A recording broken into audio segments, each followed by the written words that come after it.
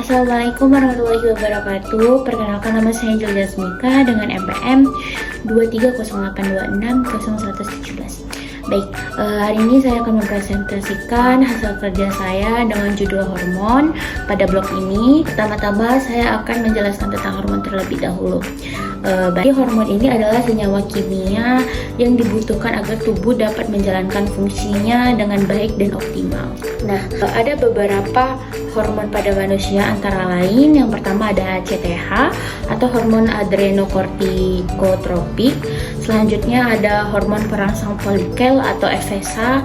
Selanjutnya ada hormon luteizing atau LH. Selanjutnya ada hormon pertumbuhan, terus hormon perangsang tiroid atau TSH, oksitosin, terus ada hormon antidiuretik atau ADH, dan selanjutnya ada prolaktin. Baik, selanjutnya saya akan menjelaskan satu persatu hormon pada manusia. Yang pertama itu adalah ACTH atau hormon adrenokortikotropik.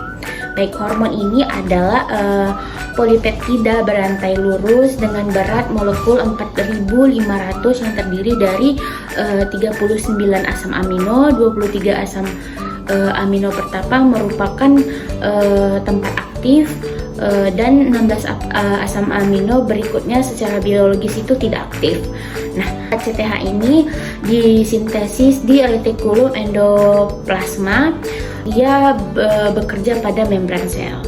Nah, selanjutnya itu keberadaannya dikontrol oleh CRH atau corticotropin releasing hormone yang terdapat dalam hipotalamus, dan untuk aktivitasnya memerlukan KEM. Baik, selanjutnya adalah fungsi ACTH. Jadi fungsi ACTH ini meningkatkan sintesis dan pelepasan kortikosteroid berupa hormon kortisol dan kortikosteron dari korteks kelenjar suprarenalis atau adrenal. Selanjutnya FSH, kita bisa lihat FSH ini secara struktur merupakan glikoprotein dengan berat molekul 25.000 tergolong glikoprotein dengan berat molekul 25.000, terdiri dari dua rantai A dan B yang tidak identik, tidak memiliki kovalen, tergolong gonadotropin yang mempengaruhi fungsi dan pematangan testis dan ovarium. Fungsi hormon FSH pada laki-laki menstimulasi pertumbuhan saluran seminalis dan testis dan berperan pada tingkat awal spermatogenesis. Nah, selanjutnya kadar FSH ini meningkat pada pubertas. Pada masa ini pada wanita jumlahnya dapat 10 kali lipat. Nah, FSH pada wanita berfungsi merangsang folikel sekunder ovarium berkembang dan mengsekresikan estrogen, merangsang sel Sertoli, tubulus semiferius memproduksi androgen binding protein atau ABP. Baik, yang ketiga kita bisa lihat itu ada LH atau hormon luteinizing. Nah, hormon ini secara struktur merupakan glikoprotein dengan berat molekul 25.000, sama dengan yang tadi.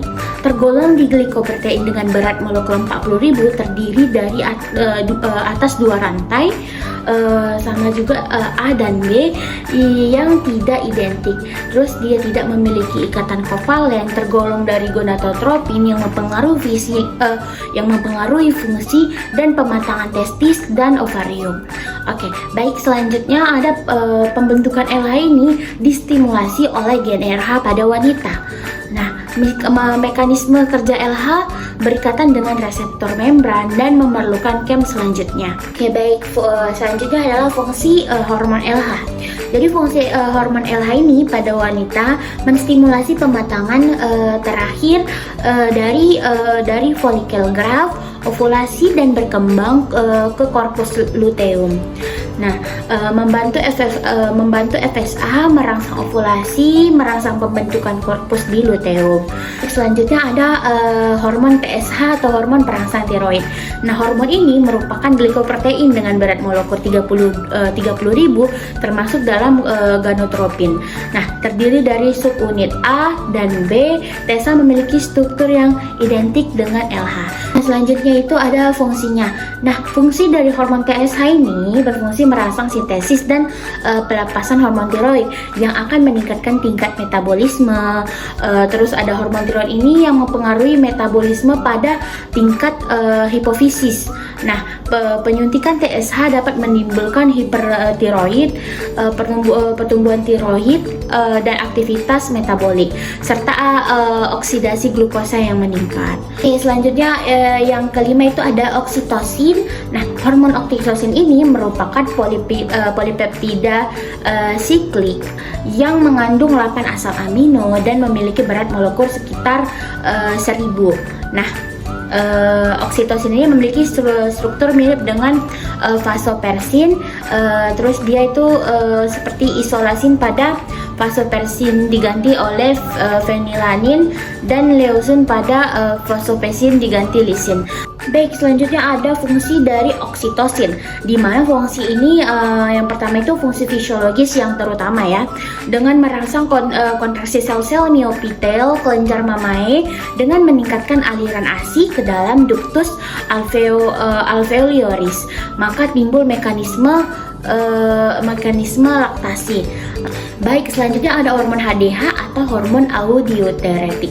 Nah, hormon ini vasopressin merupakan polipeptida siklik juga yang mengandung 8 asam amino dan memiliki berat molekul sekitar 1000. Nah, selanjutnya vasopressin ini disintesis di nukleus supraoticus. Vasopressin ini dibentuk oleh neuroseretory neuron. Selanjutnya ada fungsi dari hormon ADH, yaitu regulasi sekresi vasopressin melalui impuls neural yang memicu pelepasan ADH yang mengaktifkan oleh peningkatan osmolitas plasma atau stimulasi fisiologik primer. Jadi ada MSH atau melanopsin stimulation hormone, itu adalah yang terdiri atas 2 peptida MSH A dan MSHB. Nah, kita bisa melihat bahwa ini terdapat pada hipofisis pada tubuh jumlahnya MSH B50 kali jumlah MSH A. MSH kurang A ini memiliki aktivitas kortikotropik. Baik, selanjutnya ada fungsi hormon FSH. Nah, fungsinya itu merangsang proses melagonesis, menstimulasi terjadinya melanin A dan B, pembentukan dispersi butiran melanin intrasel yang menyebabkan warna kulit kelihatan gelap atau berpigmen. Nah, selanjutnya SMA dapat meningkatkan penyimpanan melanin melalui melanosit kulit. Nah, baik, bila pembentukannya kortikosteroid pada sindrom Addison menyebabkan SSH meningkat dan disertai peningkatan pigmen coklat pada kulit penderita panhipoteterisme, di mana SMA menyebabkan tidak terjadinya pigmen tersebut. Baik, ini adalah referensi yang saya gunakan. Baik, selesailah presentasi pada hari ini. Kurang lebih saya minta maaf. Wassalamualaikum warahmatullahi wabarakatuh.